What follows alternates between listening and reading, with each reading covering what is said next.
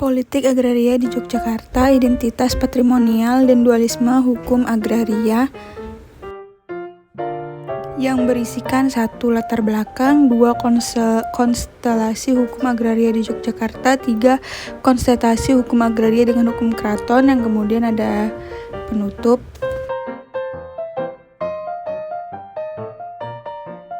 Latar belakang, dalam pola pengaturan hak kepemilikan akan tanah, ulayat atau adat berlaku prinsip het hoogste rechten auzen van grond, di mana masyarakat memiliki hak adat tertinggi untuk mengambil manfaat atau hasil-hasil yang ada wilayah lingkungan hidup mereka, serta memiliki kearifan lokal untuk memiliki. 1.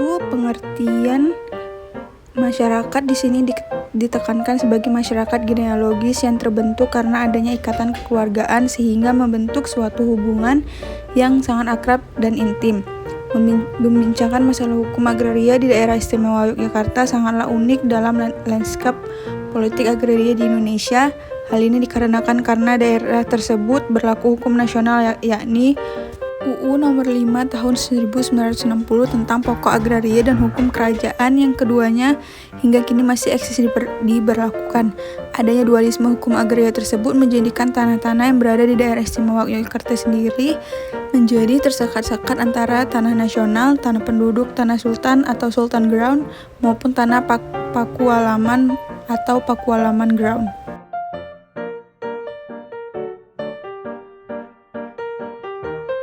Konstelasi hukum agraria di Yogyakarta, kerajaan atau Vorstenlanden dan sultan sebagai pemilik hak mutlak tanah di wilayah itu atau Vorstdomen di dalam sebuah kerajaan tradisional yang bersifat feodal. Persoalan yang bernilai strategis secara politik bagi kekuasaan sultan adalah masalah agraria. Dalam hal ini menyangkut kepemilikan atas tanah-tanah di Kesultanan Yogyakarta. Bagi pihak keraton, tanah jelas sangatlah penting sebagai aset ekonomi dan aset budaya yang telah berakar pada sejarah sehingga masih resisten dengan penguasaan negara.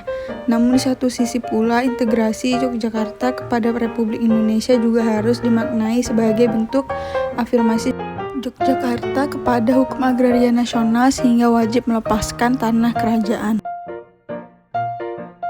Adapun sistem pola pengelolaan tanah tersebut dinamakan sebagai tanah atau hak Magersari, di mana tanah keraton selain dipergunakan oleh sultan dan kerabatnya juga bisa dipergunakan oleh rakyatnya. Implementasi level praksisnya adalah tanah keraton dipergunakan oleh rakyatnya hanya sebatas menempati dan membangun suatu bangunan tertentu tanpa melakukan kegiatan transaksi jual beli terhadap keberadaan tanah keraton yang dipakainya.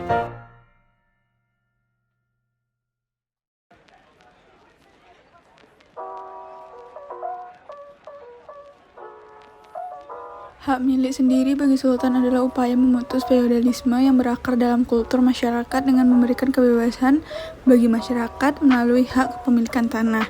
Dalam aturan yang dikeluarkannya, Peraturan Daerah Nomor 5 Tahun 1954 tentang hak tanah di Yogyakarta, Perda Nomor 5 Tahun 1954 yang dikeluarkan oleh Sultan Hamengkubuwono IV merupakan pionir dalam pelaksanaan land reform di Indonesia sebelum diundangkannya UU Nomor 5 Tahun 1960.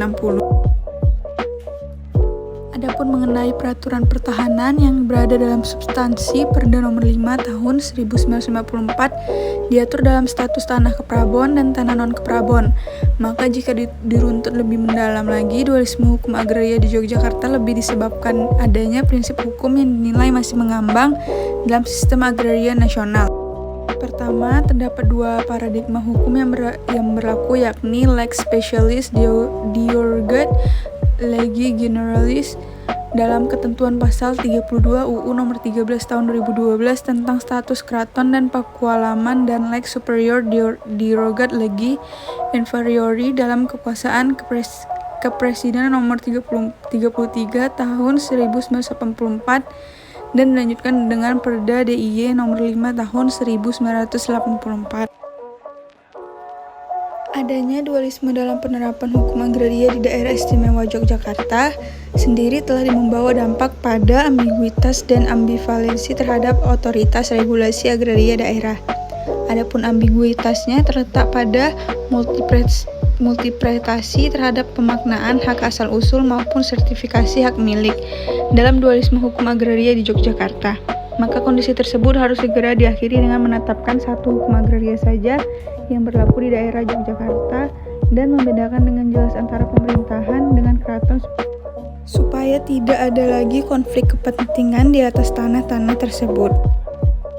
Ini saja yang dapat saya sampaikan. Semoga apa yang telah saya sampaikan dapat menjadi informasi bagi kita semua. Berikut ini merupakan data diri saya serta judul dari politik agraria ini, yaitu Politik Agraria di Yogyakarta, Identitas Patrimonial Dualisme Hukum Agraria.